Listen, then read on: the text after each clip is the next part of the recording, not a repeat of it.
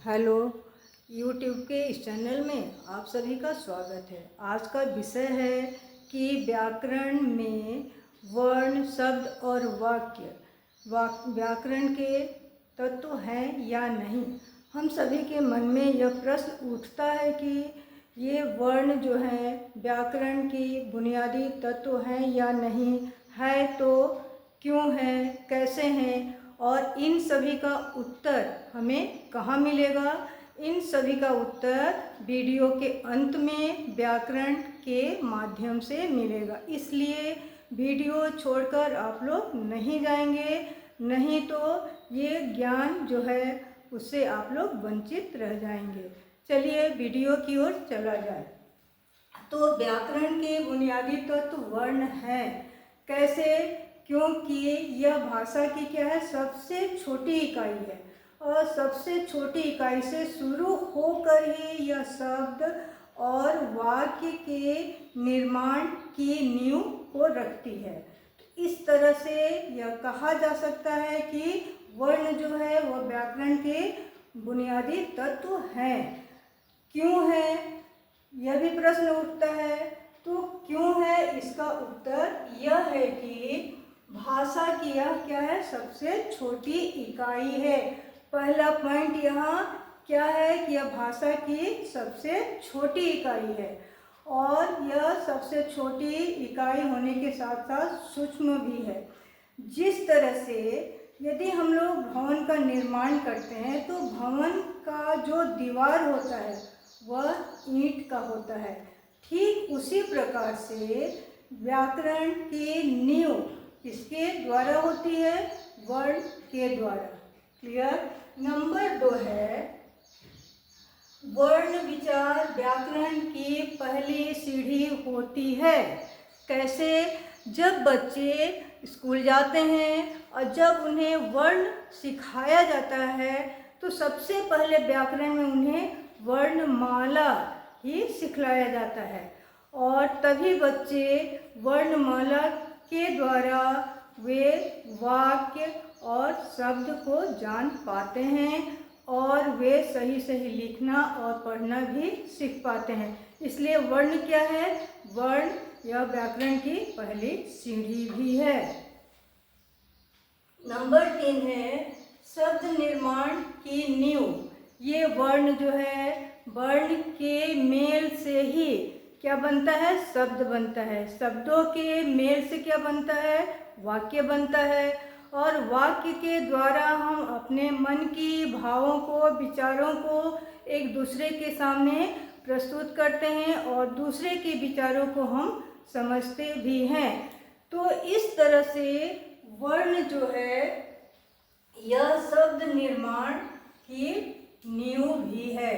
इसके बिना न तो शब्द बन सकता है और न ही वाक्य, न ही हम लोग अपने भावों को एक दूसरे के समक्ष प्रस्तुत कर सकते हैं।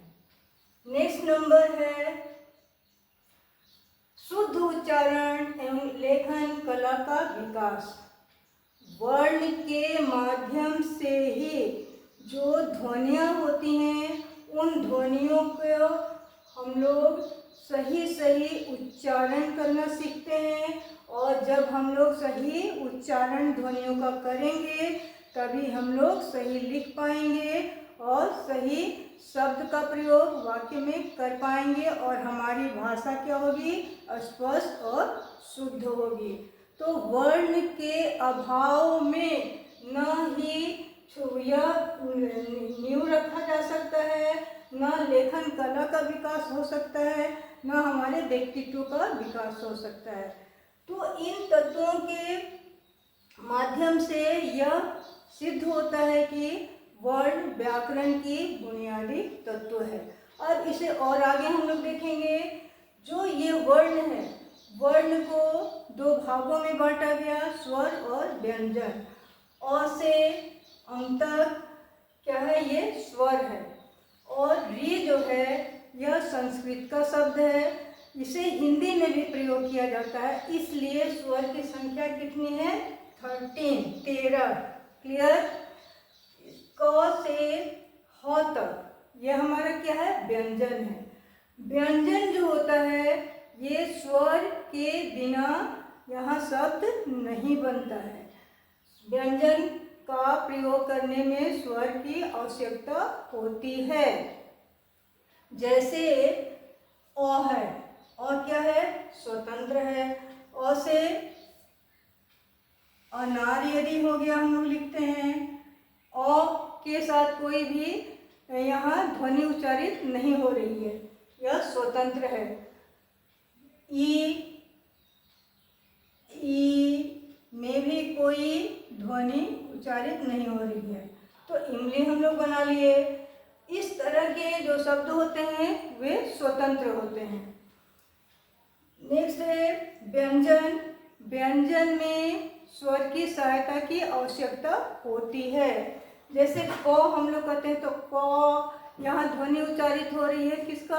अंत में अ का, तो क प्लस अ, यहाँ क्या होता है? क। अब इसका हम लोग यदि वर्ण क, म, क प्लस म प्लस ल, तो यहाँ ये सारे तीनों क्या है? वर्ण है। तो तीनों वर्ण को मिलाने से क्या बनेंगे? शब्द बनेंगे। लेकिन यहाँ तीनों ये वर्ण अलग अलग हैं। फिर म प्लस अ होता है म, छली, तो इसमें क्या है? स्वर की आवश्यकता है। यहाँ स्वर के बिना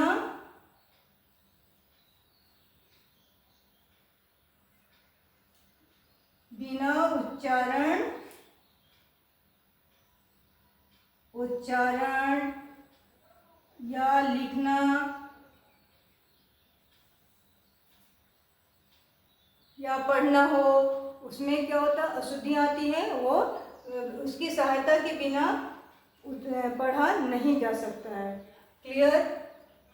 तो इस तरह से वर्ण की जो माला है, वर्णमाला जिसे कहेंगे, उसकी संख्या कितनी है? 48। 13 स्वर की, 33 व्यंजन की और 2 अयोग वाह की, टोटल हो गया 48। क्वेश्चन ये पूछा भी जाता है कि इसकी संख्या कितनी, वर्णों की संख्या कितनी है? तो 48 है। अब इसे जैसे उदाहरण भी हम लोग देखेंगे। वर्ण क प्लस अ होता है, वर्ण होता है, तो यहाँ कलम भी हम लोग लिख सकते हैं, क ल म, ये सारे वर्ण हो गए हमारे। अब क म ल, ये वर्ण को मिलाने से क्या बनता है? शब्द बन जाता है। शब्द किससे बना? वर्ण के मेल से। बिना वर्ण का शब्द नहीं बनता है। फिर वाक्य है, तो वाक्य श्याम स्कूल जाता है, तो यहाँ ये क्या है? शब्द है। शब्दों के समूह से क्या बनता है? वाक्य बनता है। तो हमारा जो आंसर है कि क्या वर्ण व्याकरण की बुनियादी तत्व है? आंसर सभी को मिला कि वर्ण इसकी बुनियादी तत्व है। इसके बिना हमारा न वाक्य बन सकता है, न शब्द बन सकता है, न भाषा का विकास हो सकता है। तो इस तरह से हम लोग ये पाते हैं कि वर्ण के अभाव में शब्द नहीं बनता है, शब्द के अभाव में वाक्य नहीं बनता है, और वाक्य और शब्द ये व्याकरण के नियमों के अनुसार ही बनते हैं। इसलिए यह सत्य है कि वर्ण व्याकरण का बुनियादी तत्व है। अगले वीडियो में अगले चैप्टर के साथ फिर मिलते हैं।